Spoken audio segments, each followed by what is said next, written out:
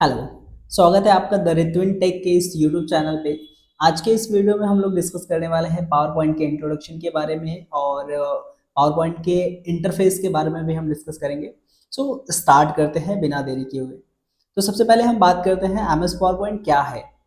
तो M S power point की यदि हम बात करें तो एम एस पावर पॉइंट हमारा एक प्रेजेंटेशन सॉफ्टवेयर होता है। एक प्रेजेंटेशन सॉफ्टवेयर है जिसको हम पीपीटी के नाम से भी जानते हैं।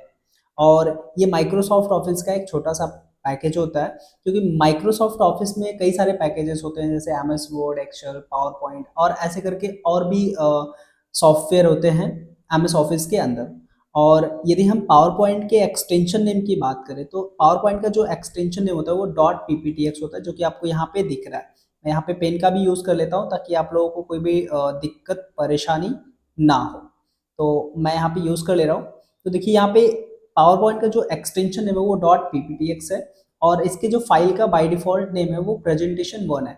प्रेजेंटेशन वन, जैसे कि मान लीजिए पावर पॉइंट में आप कोई काम कर रहे हो और उस पावर पॉइंट को सेव करते समय आपने कोई नाम नहीं दिया है, तो फर्स्ट टाइम जब आप उसे सेव कर रहे हो नाम नहीं दिया है तो प्रेजेंटेशन वन के नाम से ये सेव हो जाता है। तो आई होप कि आपको इसके बाय डिफॉल्ट नेम और इसका इंट्रोडक्शन अच्छे से समझ में आएगा। हम इसके यूज़ के बारे में बात कर लेते हैं कि पावर पॉइंट का यूज़ हम लोग क्यों करते हैं। तो सबसे पहले जो यूज़ है इसमें शिक्षा के लिए बताया गया है कि पावर पॉइंट का यूज़ हम शिक्षा के लिए क्यों करते हैं, मतलब एजुकेशन के लिए हम लोग क्यों करते हैं। तो यहाँ पे शिक्षक को क्या करते हैं कि शिक्षक जो होते हैं, शिक्षक मतलब पढ़ाने वाला, जो पढ़ाने वाला होता है वो बच्चों को पढ़ाने में पावर पॉइंट का यूज़ करता है। जैसे कि मैं अभी जो पढ़ा रहा हूँ आप लोगों को, जो बता रहा हूँ आपको, ये एक पावर पॉइंट के थ्रू ही बता रहा हूँ। जो ये सारी चीज़ें आपके स्क्रीन पे दिखाई दे रही है ये सब कुछ पावर पॉइंट में बना हुआ है। तो मैं क्या कर रहा हूँ, इस पावर पॉइंट का यूज़ करके आपको पढ़ा रहा हूँ। और एज ए स्टूडेंट आप अपने असाइनमेंट को प्रेजेंट करने के लिए स्कूल में, कॉलेज में प्रेजेंट करने के लिए आप बना सकते हो, अपने प्रोजेक्ट को प्रेजेंट करने के लिए बना सकते हो, अट्रैक्टिव बना सकते हो पावर पॉइंट से। अगर हम सार्वजनिक भाषण की बात करें, जैसे कि अगर कोई आदमी है या फिर कोई टीचर है वो स्पीच देता है, तो वो प्रेजेंटेशन मतलब कि स्लाइड बना करके, मतलब पावर पॉइंट में अपना एक नोट्स बना करके, अपना स्पीच बना करके प्रेजेंट करता है सारी चीज़ों को। और अगर हम व्यक्तिगत उपयोग के बारे में बात करें तो इसका उपयोग photo, slide show, digital album या फिर किसी भी अन्य प्रोजेक्ट के लिए भी इसका यूज़ किया जाता है। अब इसके हम प्रमुख विशेषताओं के बारे में बात कर लेते हैं। सबसे पहला है आपका स्लाइड। तो स्लाइड के बारे में हम बात करते हैं कि स्लाइड क्या होता है। तो स्लाइड जो है वो, आप अगर कोई भी नोटपैड या फिर एम एस वर्ड वगैरह अगर आप पढ़े होंगे तो उसमें पेज होता है। उस पेज में मतलब अगर आप कोई टेक्स्ट नहीं लिखा तो पूरा ब्लैंक पेज होता है। ऐसे ही हमारे पास स्लाइड के रूप में पेज होता है, मतलब पेज ही होता है बट उसको हम बोलते हैं स्लाइड। इस स्लाइड पे हम डायरेक्टली कोई भी टेक्स्ट नहीं लिख सकते। अगर हमें टेक्स्ट लिखना होता है तो हमारे पास किसी न किसी टेक्स्ट बॉक्स या फिर शेप की रिक्वायरमेंट होती है। यदि हम बिना शेप या फिर बिना टेक्स्ट बॉक्स के अगर कुछ उस पर लिखना चाहते हैं तो हम वो नहीं लिख पाते। तो ये जो स्लाइड है ये पावर पॉइंट का एक, समझ लीजिए कि महत्वपूर्ण इकाई है। और इसमें हम अलग अलग प्रकार के इमेजेस, टेक्स्ट या फिर आइडियोज, वीडियोज भी इंसर्ट कर सकते हैं। अब हम इसके बाद थीम और टैम्पलेट की बात करते हैं। एम एस पावर पॉइंट में पहले से ही कुछ बने थीम और टैम्पलेट्स होते हैं जिनका यूज़ करके हम अपने प्रेजेंटेशन को और बेहतर बना सकते हैं। एनिमेशन और ट्रांजिशन की बात करें तो एनिमेशन और ट्रांजिशन का यूज़ हम लोग करते हैं अपने ऑब्जेक्ट या फिर अपने स्लाइड को प्रेजेंट करने की जो प्रक्रिया होती है उसको किस तरीके से प्रेजेंट होगी, किस स्टाइल में प्रेजेंट होगी, ये सारी चीज़ों का सेटअप हम करते हैं एनिमेशन और ट्रांजिशन से। और अगर हम इसमें मल्टीमीडिया इंटीग्रेशन की बात करें तो मल्टीमीडिया इंटीग्रेशन में क्या होता है कि हम इसमें ऑडियो और वीडियो अपने स्लाइड में इंसर्ट कर सकते हैं और रिकॉर्ड भी कर सकते हैं, स्क्रीन रिकॉर्डिंग भी हो जाती है यहाँ पे। और अगर हम इसके सहयोग की बात करें, जैसे ये हमारे सहयोग में किस तरीके से काम होता है, तो हम एक प्रेजेंटेशन पे सपोज दैट काम कर रहे हैं, तो हम चाहते हैं कि हमारे प्रेजेंटेशन पे ही, मतलब एक प्रेजेंटेशन पे ही दो लोग वर्क कर सके, तो ये पावर पॉइंट के लिए पॉसिबल होता है। मतलब एक ही प्रेजेंटेशन पे एक से अधिक लोग एक बार में, एक समय पे काम कर सकते हैं। अब हम इसके इंटरफेस के बारे में बात करते हैं।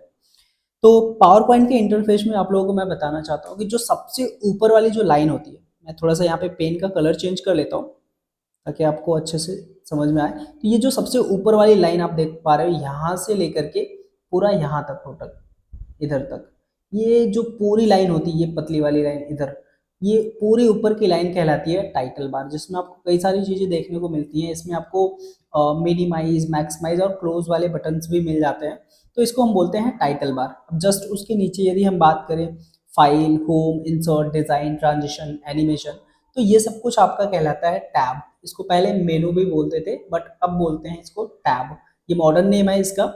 और इसके बाद अगर हम बात करें, ये जो व्हाइट वाला हिस्सा है पूरा यहाँ से लेकर के यहाँ तक, इस पूरे हिस्से को हम बोलते हैं रिबन।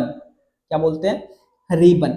ये रिबन जो होता है ये दो चीज़ों से मिलकर के बना होता है, ग्रुप और कमांड। जैसे हर टैब के जो, जैसे कि यहाँ पे होम है, इंसर्ट है, डिज़ाइन है, तो हर टैब के अपने अपने अपने रिबन्स होते हैं और अपने अपने रिबन होते हैं। और इस रिबन में दो चीज़ें होती हैं, ग्रुप और कमांड। तो यहाँ पे जैसे आप देख पा रहे हो होम टैब में ये एक्टिव है, तो यहाँ पे clipboard, slide, font, paragraph, drawing, ये सारी चीज़ें जो आपको दिख रही हैं ये आपका कहलाता है ग्रुप।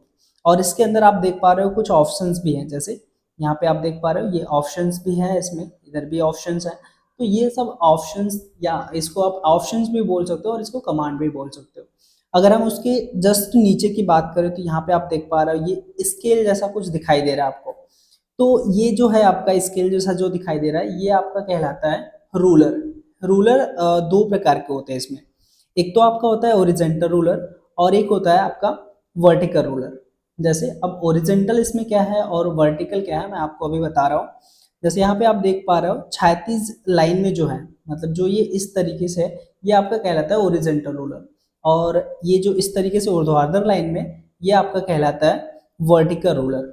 और ये जो पूरा आपका व्हाइट वाला हिस्सा दिखाई दे रहा है ये पूरा आपका स्लाइड कहलाता है। और यहाँ पे आपको देख पा रहे हो कि दो टेक्स्ट बॉक्स इसमें इंसर्टेड है। विदाउट टेक्स्ट बॉक्स मैंने बताया कि आप बिना टेक्स्ट बॉक्स के इसमें कुछ भी नहीं लिख सकते हैं। तो यहाँ पे दो टेक्स्ट बॉक्स ऑलरेडी आपको मिलेंगे जब भी आप पावर पॉइंट को ओपन करोगे। तो यहाँ पे आप टाइटल लिख सकते हो और यहाँ पे सब टाइटल लिख सकते हो।